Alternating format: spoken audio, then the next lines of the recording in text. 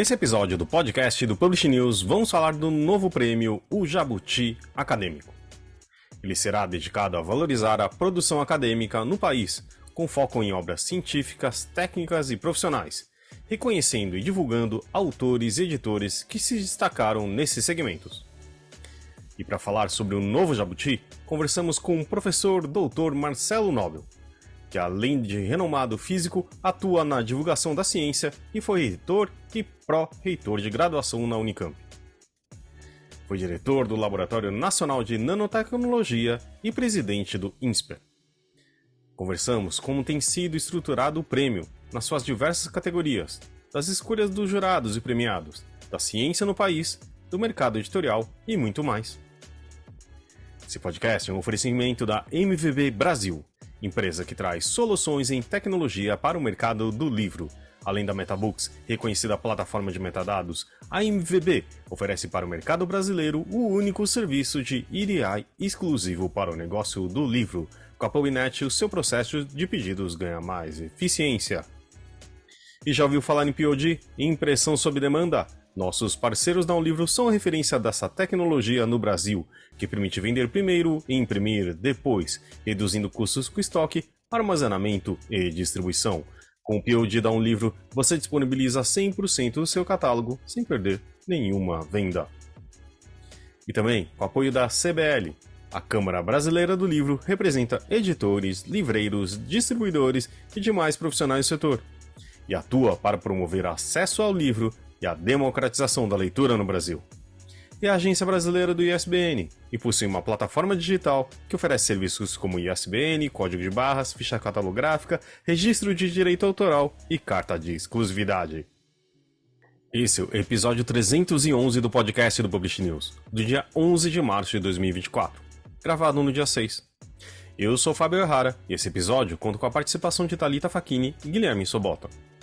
E não se esqueça de assinar a nossa newsletter, nos seguir nas redes sociais, Instagram, LinkedIn, YouTube, Facebook, TikTok e X, todos os dias com novos conteúdos para você.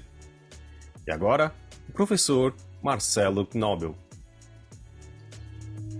Queria agradecer ao professor Marcelo Nobel. A gente vai falar, claro, principalmente do prêmio do Jabuti Acadêmico, que o professor é o curador. Mas acho que, antes de tudo, tem uma carreira bem importante ali como cientista, né, como físico e carreira na Unicamp e tudo.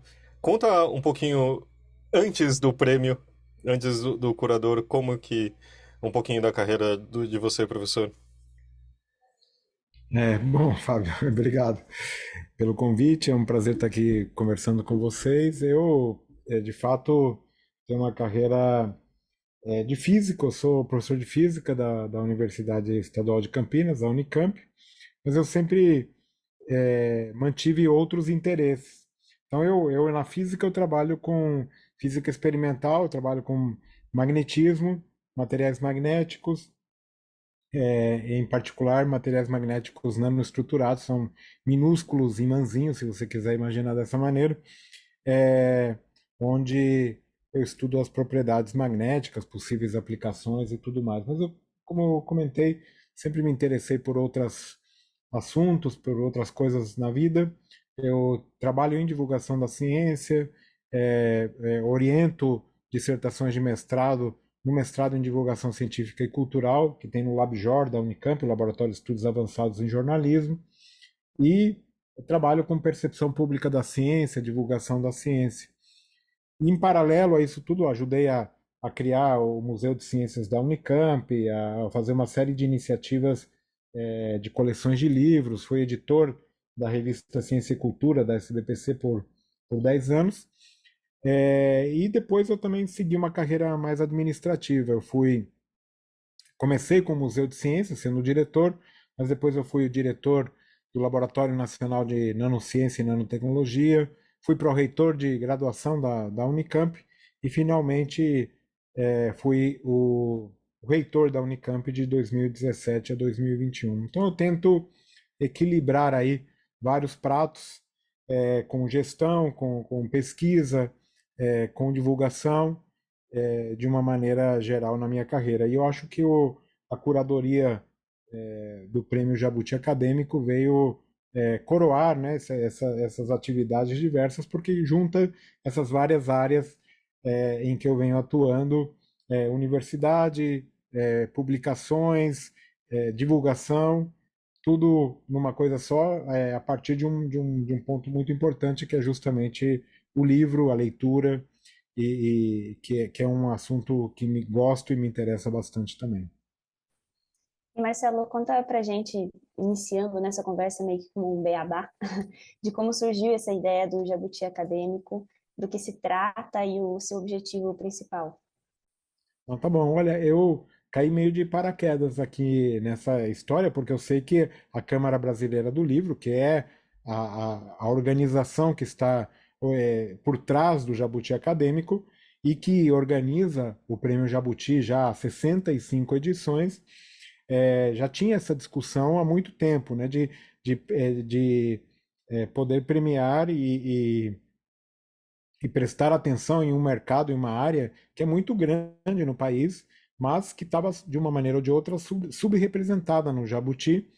E eles já tinham essa discussão há muito tempo.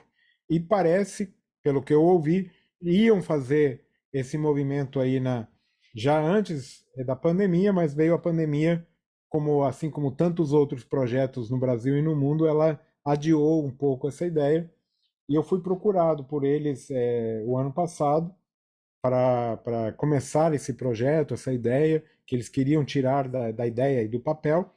E eu fiquei muito entusiasmado, rapidamente topei, e eu estou aqui então nessa condição de curador. Então é uma ideia que já vem sendo é, maturando aí há algum tempo na Câmara Brasileira do Livro e agora está realmente tomando forma.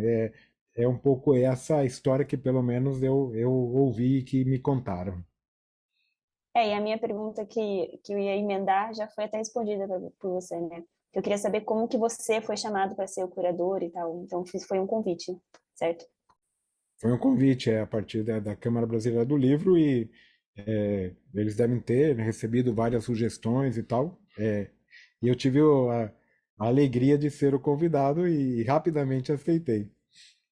Professor, você mencionou, né, que uma das suas áreas de atuação, digamos assim, é justamente a divulgação da ciência, a percepção pública da ciência, né?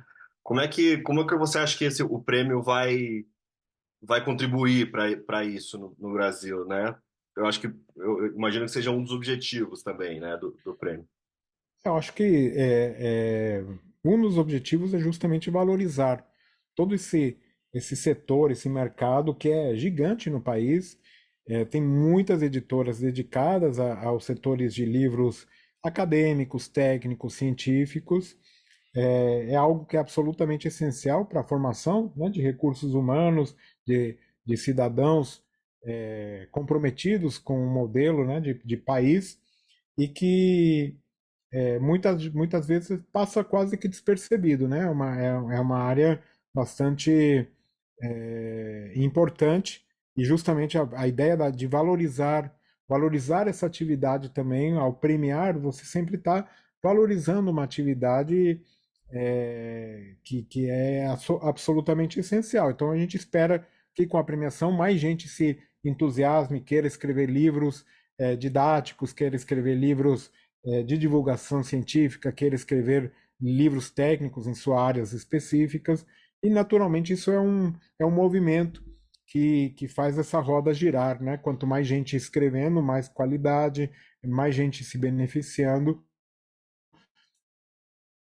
e mais gente aproveitando de fato a produção técnica e científica de um país que tem realmente se desenvolvido muito nos últimos 50, 60 anos, né, formando milhares e milhares de doutores e com isso fazendo a ciência e a tecnologia cada vez melhor.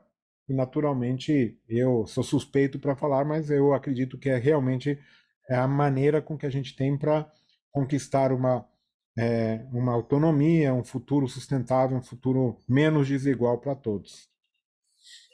Acho que o senhor já falou também, né, professor, um pouco disso, mas eu acho que falar um pouco mais do que se é imaginado pro, com o mercado específico, né, talvez o CTP, que eu possa falar, mas o mercado de livros técnicos, qual seria o impacto do prêmio, né? O que se busca? Você falou um pouco também de ampliar um pouco, ah, de valorizar, etc. Mas como que você tem imaginado isso e como que as editoras têm respondido, né? Que a gente está... esse programa vai ao ar dia 11 de março, né? Então ainda tem um tempo ainda para as inscrições, mas eu creio que já tenha alguma noção de como tem sido, não? Sim, acho que a receptividade tem sido muito boa em todos os lugares que eu comento, eu falo, no meio científico, é muito bem visto como mais um aspecto de valorização, né, de uma atividade que simplesmente não era muito valorizada ou não é muito, não se presta muito atenção. Vou te dar um exemplo concreto. Basicamente, nas universidades você tem aí, pode publicar um artigo científico, pode publicar livros, pode publicar artigos em anais de congresso, e muitas vezes até o peso de um livro é equivalente ou até menor do que um trabalho de uma, duas, três páginas, sabe? Então, é, um, é uma distorção muitas vezes em certas áreas, e acho que a premiação, né, você ter a possibilidade de ter essa visibilidade, naturalmente, espera-se que com isso tenha mais vendas, né? Tudo um processo de retroalimentação positiva, né? Você vai ter mais vendas, você vai ter mais gente atuando, então espera-se a premiação possa mobilizar e movimentar o mercado. E com isso, eu acho que as editoras têm respondido bem. A gente está com um bom número de inscrições. Por ser, né, um primeiro prêmio, é difícil a divulgação, né? Nunca tivemos, nunca aconteceu, mas tem tido excelente receptividade, um bom número de inscrições, e a gente está bem confiante que vai ser um sucesso. Isso, claro, mobiliza muitas pessoas, né, no país como um todo que vão servir como jurados.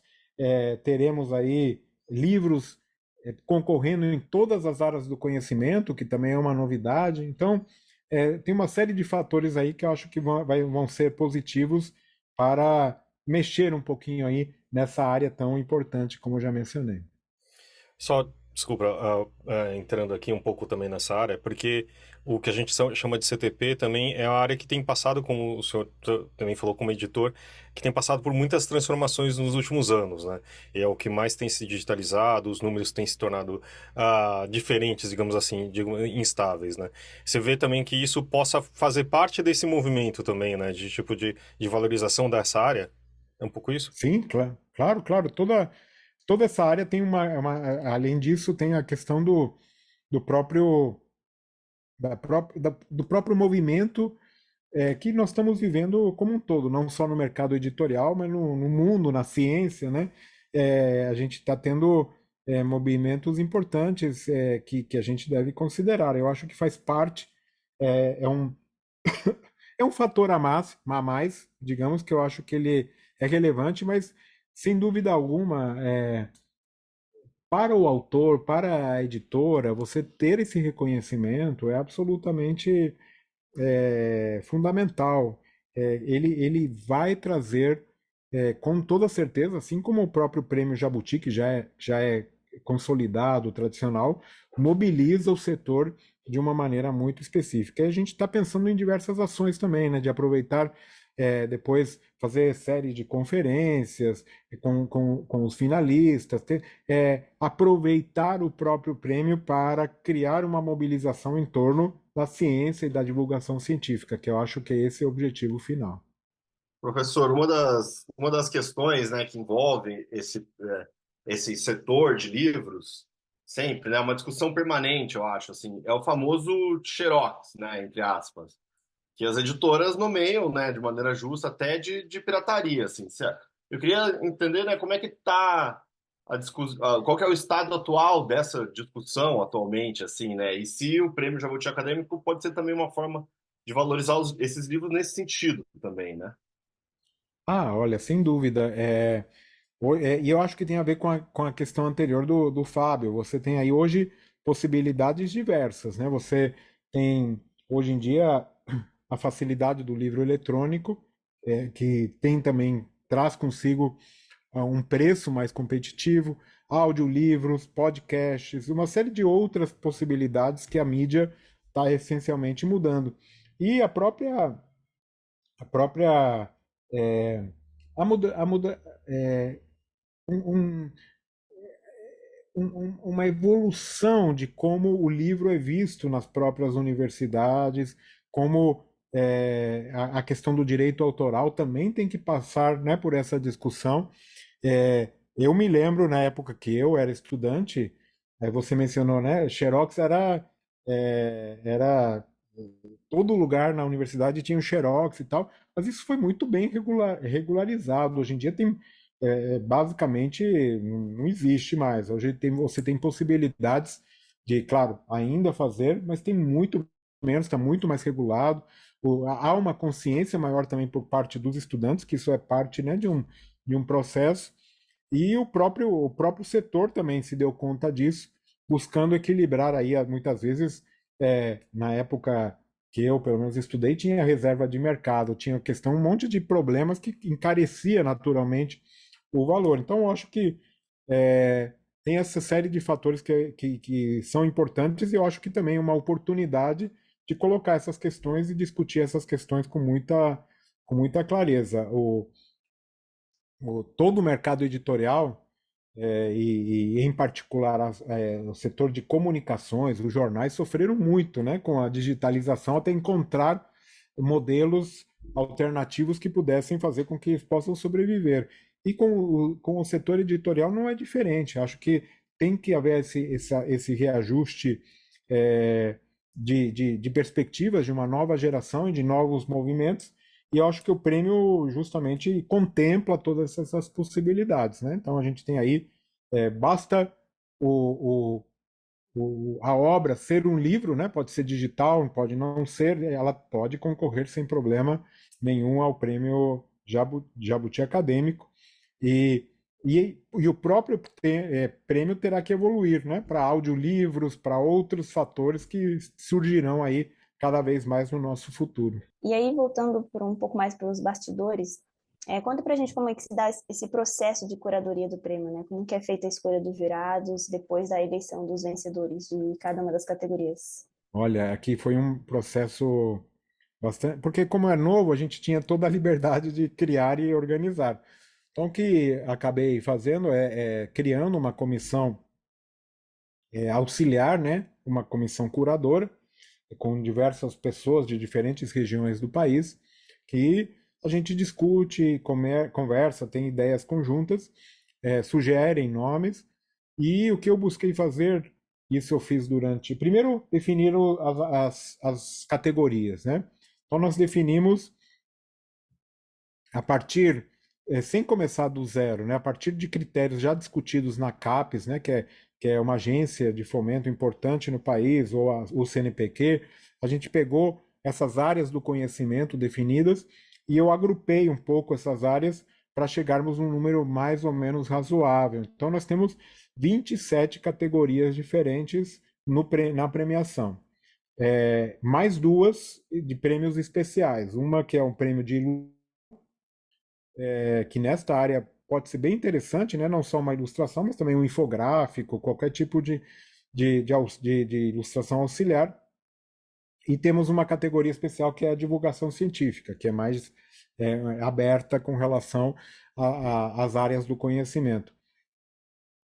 Então, no total, nós temos 29 categorias, e para cada categoria nós temos 3 jurados. Então, nós temos um total aí de 87 jurados, que a gente foi pesquisando, procurando, vendo pessoas, né, que tenham uma senioridade, que sejam reconhecidos em suas áreas e, ao mesmo tempo, tenham uma diversidade regional, que tenham uma diversidade de gênero, então todos os aspectos relevantes e, naturalmente, uma diversidade de áreas de conhecimento, né, porque tem áreas que são muito grandes, que terão que ser julgadas por um júri de 3 pessoas. Então, encontrar o perfil adequado não foi uma tarefa das mais simples, mas eu acho que ficou bem interessante. Eu não posso agora revelar nada porque é segredo, mas na hora da premiação esses jurados serão revelados. Eu acho que, falando um pouco também, em comparativo com o Prêmio Jabuti, né, o acadêmico, o ano passado a gente teve uma discussão muito grande a respeito de inteligência artificial. Como a gente estava falando de mudanças, isso também é algo que acho que não tem como fugir, né, de perguntar aqui. Claro que naquele momento a gente estava falando de ilustração, de arte, né, nesse sentido. Na pesquisa acadêmica, eu acho que já tem também, claro, muito tem se falado a respeito, né? O, Você e a comissão, professor, já chegaram a pensar nisso? Tem Sim, sim. algo já determinado a respeito de inteligência artificial?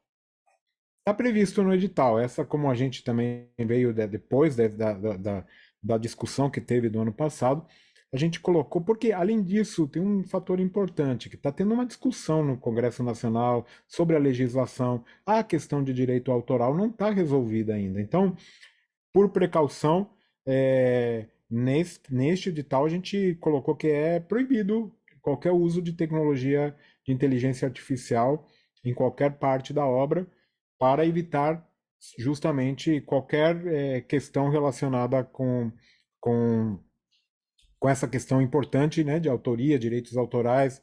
É, é algo que é muito importante, muito caro, né, para esta área especificamente, e a gente teve esse cuidado, então, de não aceitar obras onde são utilizadas ferramentas de inteligência artificial. Legal. Mas eu queria te ouvir um pouco assim sobre o que o senhor tem acompanhado é, do uso da inteligência artificial na pesquisa acadêmica, né? Porque, como o Fábio mencionou, assim, a discussão que teve ano passado em relação ao Jabuti se dava nos termos da arte ali, né? Então, eu acho que talvez um pouco mais ligado a essa questão dos direitos autorais em si, e tudo mais.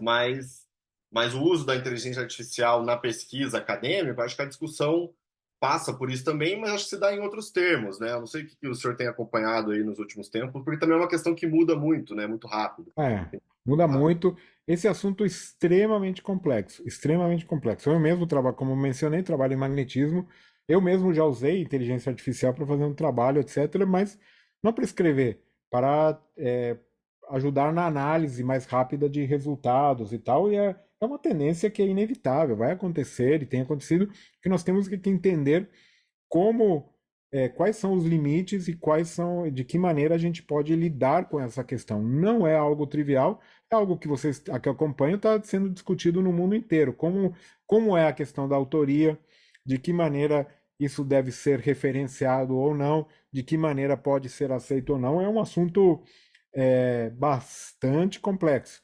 No nosso caso específico, temos até umas áreas é, umas áreas cinzas, né? Por exemplo, vamos supor que tem uma obra que é de inteligência artificial, que use exemplos de inteligência artificial. Como que a gente vai lidar com essa questão? Então, começa a ter, né, um assunto que é bastante complexo. Mas, por enquanto, como esse assunto ainda está muito recente, muito novo, é, e o prêmio é muito novo também, né? Tá, na verdade, é ainda a primeira edição. A gente achou, por precaução, melhor, neste momento, evitar qualquer uso de inteligência artificial. Mas é algo inevitável que a gente vai ter que enfrentar, lidar e entender de que maneira vai poder especificamente ser utilizada e de que maneira pode ser utilizada. Sem dúvida nenhuma, para muitas áreas do conhecimento, é uma ferramenta absolutamente poderosa, muito rica em possibilidades e muito perigosa também, né? Aqui, diga-se de passagem, que a gente aí vai ter problemas sérios na questão das fake news, nas questões eleitorais, como isso pode influenciar realmente comportamentos e tudo mais. Então, é um assunto absolutamente fundamental de entrar na pauta, na discussão, mas não tem resposta fácil. É porque tem, inclusive, uma dificuldade de a gente identificar, às vezes, o uso, né? Então, assim, imagino que seja o caso também, né? De a gente... E também, em muitos casos, por exemplo, na ciência, a inteligência tornando possível certas pesquisas, né? Então isso também eu acho que fica tudo um pouco É, acinzentado, né? é tudo muito esquisito, complexo, que abre, como tudo, né, com novas tecnologias, abrem muitas portas para progressos incríveis e absolutamente fantásticos, mas também abre portas para o lado ruim, né, para quem quer usar para o mal. Essas tecnologias também abrem essas portas. Então, como toda nova tecnologia tem o seu lado positivo, negativo, e a gente vai ter que encontrar maneiras de regular esta questão especificamente. Principalmente aí, voltando para a nossa discussão principal, aqui para a área de publicações, para a área de direitos autorais, tem uma série de questões muito relevantes. Veja, eu vou te dar um exemplo concreto que acontece em ciência e deve acontecer na área editorial também. Quem impede alguém de pegar hoje, você pega um PDF de um livro escrito, sei lá onde, na África ou na Ásia, em qualquer outro lugar, em outra língua, outro idioma, hoje você pega com uma ferramenta de inteligência artificial, você faz uma tradução perfeita. Quem que vai dizer que não foi você? Como você vai descobrir que aquilo não é original, é original? Olha, é um tema absolutamente complexo, mas é uma realidade que a gente vai ter que enfrentar. Bom, professor, você mencionou também, né? Mas a gente tem dois prêmios especiais aí no Prêmio Jabuti Acadêmico, né? Que é o Personalidade Acadêmica e o Livro Acadêmico Clássico, né? Queria te ouvir um Uhum. pouco mais sobre cada uma delas, como vão se dar as escolhas, né, nessas duas categorias. E, bom, eu imagino que elas vão ser reveladas só na cerimônia, é isso? Acho que essas talvez um pouco antes, porque acho que a gente vai ter que, como acontece no próprio Jabuti, tem um homenageado, né? A pessoa tem Perfeito. que ir lá para receber a homenagem, né? Não vai. Então, é, essas terão que ser reveladas um pouco antes. E aqui é o Conselho Curador que vai sugerir à diretoria da Câmara Brasileira do Livro uma lista com 3 nomes para. Então a gente já começou a discussão, a ver nomes sobre isso. Em primeiro lugar, a gente fez uma consulta pública, abriu ali no site do Prêmio Jabuti Acadêmico uma consulta pública para ver. A minha curiosidade era saber qual que é o livro que marcou a tua vida, a tua carreira, que você acha que marcou gerações aí é, de pessoas, né? Então todo mundo que fez alguma universidade tem algum livro que marcou a vida, etc. Eu gostaria, a gente abriu um pouco essa consulta, teve mais de 1.000 pessoas que responderam, e agora a gente está vendo um pouco essas personalidades. A gente vai querer homenagear. Então, a ideia realmente no livro acadêmico clássico é buscar algum autor, algum livro que realmente tenha sido importante, né, para uma área do conhecimento, que tenha sido pioneiro, que tenha sido trazido umas ideias novas e que tenha eventualmente sobrevivido a gerações aí de estudantes. E na área de personalidade também é a mesma coisa, alguém que se destaca nessa área específica, né, de produção acadêmica e que a gente possa eventualmente homenagear e que pela carreira, né, pela vida que essa pessoa eventualmente tenha feito. Então é por aí, né, segue um outro caminho, vai pela comissão curadora, pelo conselho curador e é sugerido à diretoria da Câmara Brasileira do Livro que vai fazer a escolha final. Me parece, professor, que a ciência é um grande, uma grande, um grande assunto, assim, é algo central para o prêmio acadêmico, né? Acho que só a gente comentou, acho que brevemente, você falou sobre a pandemia, mas acho que era interessante, passada ela, acho que, por um lado, a gente vê a importância muito que a ciência, obviamente, representou nesse momento, mas dá para também pensar, você que também dentro do meio acadêmico, se o que a gente pode pensar de antes e depois de 2020, o que você pode ter passado para a ciência, para a divulgação científica e como que estamos hoje? Olha, sim, posso comentar, Fábio, mas eu vou pedir já desculpas de antemão porque eu tenho uma visão bem pessimista, né? Acho que nós, como cientistas, como divulgadores, falhamos muito, né? Falhamos muito.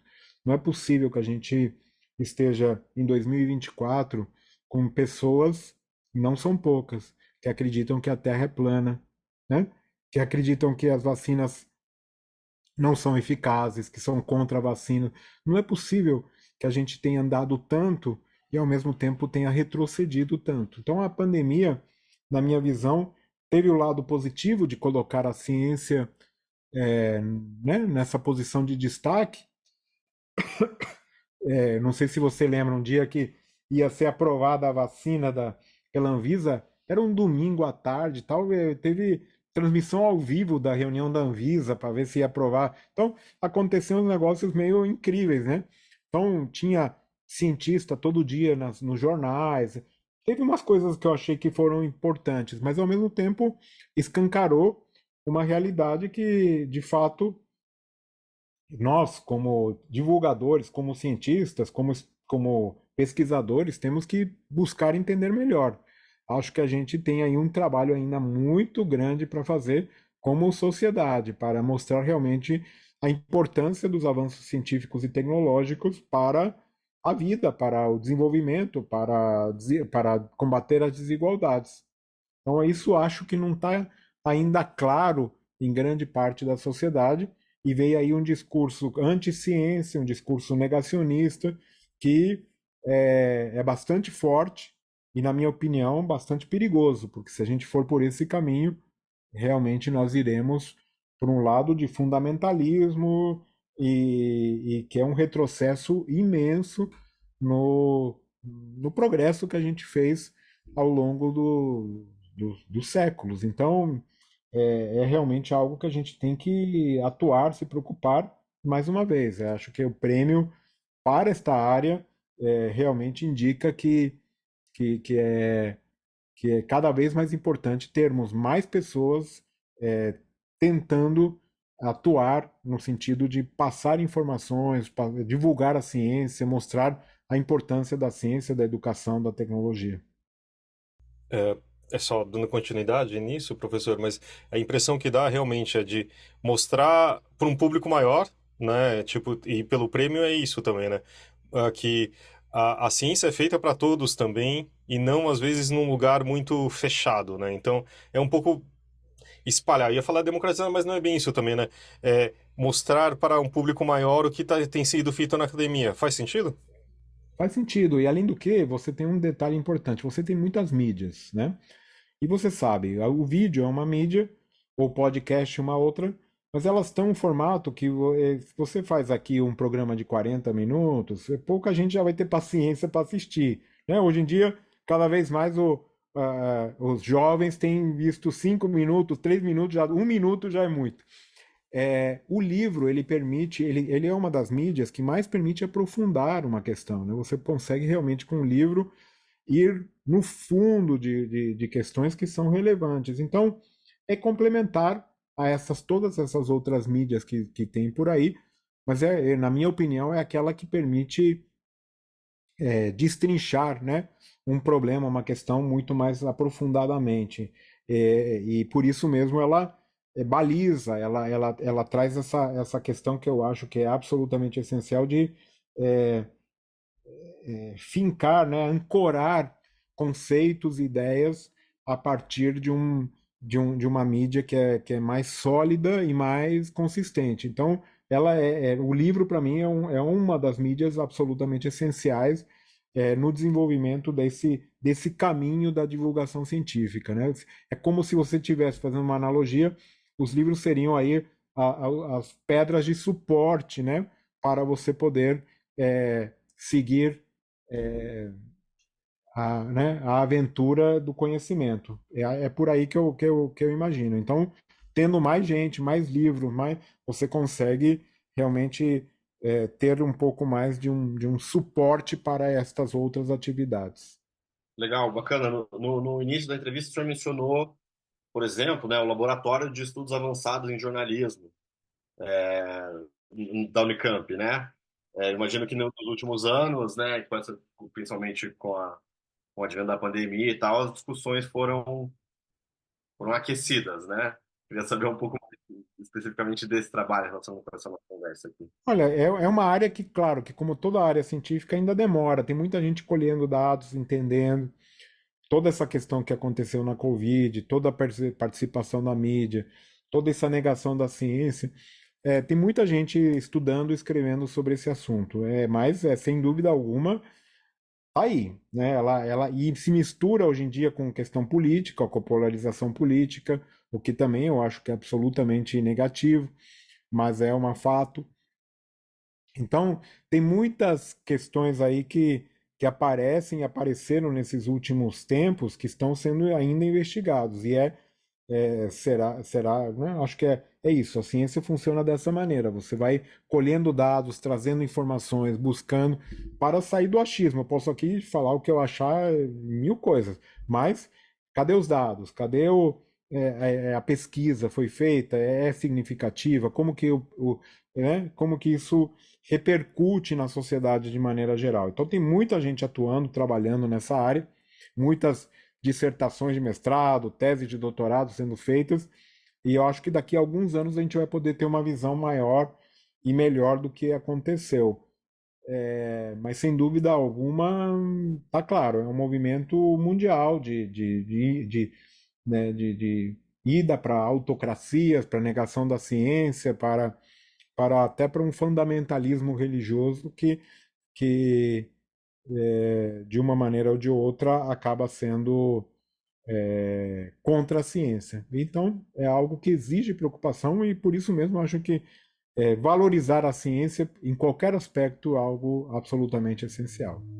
E no momento, MVB Brasil com Ricardo Costa. Como vai, Ricardo? Tudo bem? Fala, Fábio, tudo bem? Fala aí, pessoal. E aí, hoje já está com o chapéu pronto para ir para outros lugares? Hoje, que vocês, quando ouvirem, já estarei no outro lugar. Estou com o chapéu pronto para ir para Londres hoje, Fábio. Estamos viajando amanhã, nós estamos gravando na sexta, né? Amanhã é sábado, viajo. Semana que vem é Feira de Londres. E é mais um investimento que a MVB Metabooks faz no mercado do livro brasileiro, né?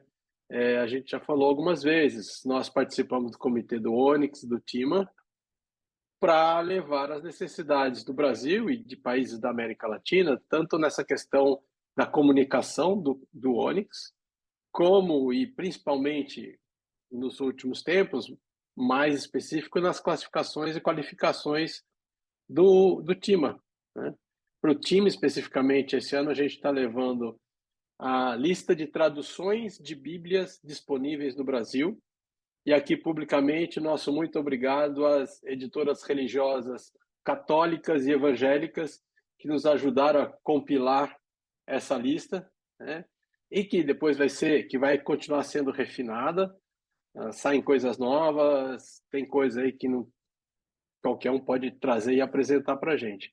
Mas é isso, Fábio, as pessoas investem na Metabooks, as empresas investem na Metabooks, a Metabooks investe de volta no mercado do livro, né? E a gente quer, isso tudo tem o objetivo de crescer, de melhorar as vendas, de dar mais resultado para editores, para livreiros. Isso tudo está diretamente ligado àquela pesquisa da Nielsen, que a gente já comentou algumas vezes, que nós apresentamos lá na Casa Publish News da Flip, da influência dos metadados nos resultados de vendas. Esse trabalho que a gente faz lá é para que a gente tenha metadados melhor qualificados e isso vai trazer, por consequência, melhores resultados. Então, estamos indo trabalhar lá, levando essas questões do Brasil e estamos animados. Ano bom que vem pela frente. Muito bom. Porque afinal, né, a gente sempre fala aqui também que os metadados são vivos, né? E também tem que atender às necessidades dos mercados locais, né? Não é só no mercado europeu ou americano, então é muito importante a gente levar nossas demandas e serem atendidas, né? Com certeza. Exatamente. E eles nos ouvem bastante. eles estão sempre abertos. Aliás, também esqueci de comentar que um outro detalhe, uma outra lista, é a lista de literatura nacional e estrangeira, que está sendo implementada no TIMA. Nós vamos revisar o rascunho nessa reunião e ela deve ser publicada em Frankfurt. E é aquela lista que vai ser literatura do país, né? Literatura brasileira, francesa, italiana, tarará, e aí, dependendo de onde a livraria estiver, ela ela classifica de acordo com a necessidade dela. Mas é uma coisa que não tinha no TIMA e que é importante para nós aqui no Brasil. Fomos nós que levantamos a questão e agora já tem lá, eles vão fazer uma lista completa do mundo inteiro. Então, tá bom. Ricardo, uma boa viagem e na sua volta traz aqui, fala com a gente das novidades também, tá bom? Falaremos. Um prazer, pessoal. Aquele abraço. Professor, só voltando um pouquinho mais na especificidade do prêmio, acho que a gente está, como eu falei, a gente está indo pro ar no dia 11/3, né? Sobre o processo de inscrição, acho que é importante também chamar as editoras que ainda não estão participando, como que é esse processo, né, de inscrição, como que é feito, e quais que são os próximos passos até acontecer a cerimônia, né? Conta um pouquinho dessa parte pra gente. Bom, então ainda estamos em tempo, né? Tem até dia 18 de março para fazer a inscrição e, de fato, basta entrar ali no site www.premiojabuti.com.br/acadêmico e ali terá todo o edital, né, todas as regras e um formulário para preencher, para seguir as inscrições. Então, está todo mundo convidado para participar. Quem tenha publicado, naturalmente, um livro entre 1º de janeiro e 31 de dezembro de 2023. Só uma correção, em vez de 18 de março, é 19 de março, só me corrigindo, tá? Então, todas as pessoas, editoras que publicaram livros nestas áreas em 2023 podem participar brasileiros, estrangeiros naturalizados, estrangeiros residentes no país e que as características de ser um livro, que tenha ISBN, que tenha uma ficha catalográfica bem estabelecida. E é só chegar lá no site e se inscrever. Tá todo mundo mais do que convidado. A partir daí, a gente vai validar as obras, né? Porque tem que estar de acordo com as regras. Vamos verificar cada obra inscrita e entregar para as comissões de jurados que vão fazer o seu trabalho. Cada comissão de jurados então aí estabelece, né, os finalistas que serão divulgados provavelmente em julho, né, os 10 finalistas de cada categoria, depois passar para depois na premiação fazer a surpresa, né?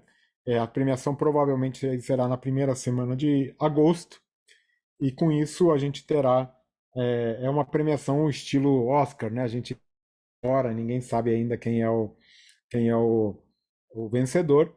Então é algo que chama bastante atenção, é bem bacana, bem interessante, é uma festa da literatura de uma maneira geral. Muito bom. Obrigado, professor. E claro que as novidades você acompanha aqui no Publish News e nas redes da CBL e também do Prêmio Jabuti, né, para ver essas datas e os locais para você acompanhar. Queria agradecer ao professor, mas de qualquer jeito a gente vai agora, antes de encerrar, a gente vai fazer as nossas indicações, né? E eu vou começar aqui para dar tempo, mas eu queria conversar, assim, eu tenho trabalhado, tenho produzido, né, um podcast de ciência, né, que juntando 3 grandes divulgadores científicos, né, e aí trabalhando no YouTube, o projeto chama Os Três Elementos, né, são 3 cientistas, que é o Pirula, que talvez vocês conheçam, o Emílio Garcia e a Mila Massuda, que é do Blablologia, e o Carlos Ruas, que é um cartunista e divulgador científico. mas também a gente vê que tem um alcance super interessante. A gente teve já mais de 4 milhões de views. Você pensa, existem pessoas interessadas nisso, mas ao mesmo tempo um pouco mais complicado do que se a gente fizesse um canal de moda ou entretenimento em geral. Mas me dá a esperança também que existem pessoas interessadas na ciência e em saber mais e de também combater a fake news e toda essa ignorância que existe por aí, né? Como o professor falou bem, como é possível alguém acreditar que a Terra não é um globo? Eu acho que é alguma coisa que é muito difícil, ou falar alguma coisa contra a vacina, sabe? A descoberta, não, a distribuição da vacina contra a dengue no meio de uma epidemia de, sei lá, desde o começo do ano, 9 mil, 10 mil casos, é algo que me deixa realmente surpreso. Como fala assim, como as pessoas vão falar algo que é tão maravilhoso, né? Que a gente, acho que muitos de nós estamos vivos e tomamos vacina, né? Mas enfim, eu acho realmente a ciência algo importante, e também eu acho que se a gente tornar ela cada vez mais atraente também para o público, como você falou, professor, as coisas vão mudando e a gente tem que acompanhar isso e chegar nessas pessoas que às vezes, né, e vai perceber que tem sim muitas pessoas que estão interessadas em leitura, em ciência, etc. E acho que a gente tem que valorizar isso, né? Professor, gostaria de indicar alguma coisa para a gente aqui? Olha, eu gostaria, sim, eu também estou muito preocupado. Eu tenho um certo lado pessimista, então eu estou bastante preocupado com o aquecimento global. E eu recentemente li um livro que me impactou muito, que é de um autor que, de fato, ele escreve novelas e tal, mas ele tem um lado ativista também, que é um livro chamado Nós Somos o Clima, do Jonathan Safran Foer. O Jonathan Safran Foer é autor de um livro muito famoso, Tudo Se Ilumina, que é um cara que escreve muito, muito, muito bem, mas ele escreveu agora esse livrinho chamado Nós Somos o Clima, onde ele faz algo ousado. Ele propõe algo absolutamente maluco, que é que ele acha que a única solução do planeta é que todo o planeta vire vegano, né? Que parem de comer carne. Que essa seria a solução. Mas o livro é muito bacana, muito bem escrito, muito interessante. Recomendo fortemente para quem tem interesse nesse assunto. É um livro pequenininho, mas muito, muito bom. Professor, você falou que é uma coisa absurda, mas ao mesmo tempo a gente sabe que a criação de gado é um dos grandes problemas para o aquecimento, né? Então... mas eu acho que é interessante, a tese dele é interessante, mas naturalmente é um pouco... como posso dizer, sonhadora demais que isso aconteça, utópica demais que isso possa acontecer, mas o livro vale a pena pelos dados, pela maneira que é escrito e até por algumas reflexões que ele faz ali. E de romance eu gosto muito de um autor cubano chamado Leonardo Padura, que tem uma série de livros de detetive e tal, mas eu tô lendo o mais famoso dele, que é O Homem que Amava os Cachorros, que é muito, muito, muito bom. A história do Trotsky misturada com Espanha, é bem interessante, vale a pena também. Deixo como indicação aí para o público. Guilherme, só deixa eu fazer mais uma indicação, que é um livro que é um livro incrível. Ele tem causado um barulho que eu acho que não sei se faz tanto sentido, mas acho que vale a pena pelo livro em si, que é O Avesso da Pele, do Jefferson Tenório, que é um livro realmente incrível, é muito impactante do jeito que ele é escrito. E eu nem vou mencionar, acho que a polêmica que tem tido, que acho que não vale nem a pena, que acho que é só uma fumaça que não vale nem ser discutida, mas o livro é muito, muito bom. É daqueles que você lê e você não tem como sair a mesma pessoa depois de ter passado pelas essas páginas. E você, Guilherme? Bom, a gente está falando de livro acadêmico, eu vou indicar livro acadêmico da minha área também, né? Então, o primeiro que poderia aí concorrer na categoria do Jabuti, né? Do Jabuti Acadêmico, que é o livro acadêmico clássico, que é a Formação da Literatura Brasileira, do Antônio Cândido. Essa edição aqui é a edição nova, né, da Todavia, foi publicada no passado. Livro absolutamente central aí no estudo das letras no Brasil, publicado, né, pela primeira vez em 1959, e que marcou não só o estudo de letras, mas os estudos sociais no Brasil de uma maneira bastante importante.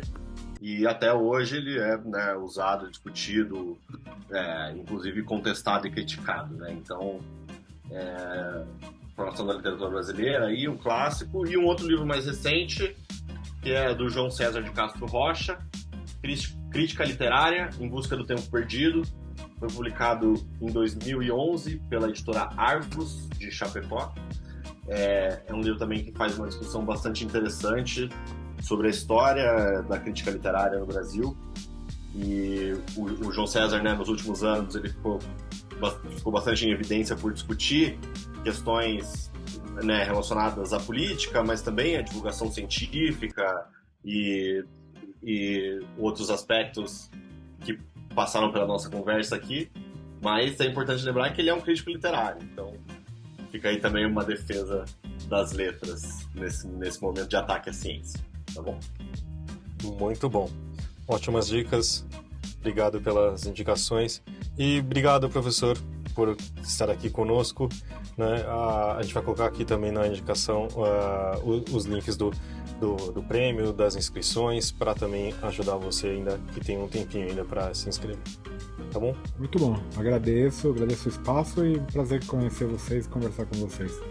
Então tá bom. Obrigado. A gente com certeza se encontra ali na cerimônia. Obrigado, gente. Até mais. Valeu, tchau, tchau. Até.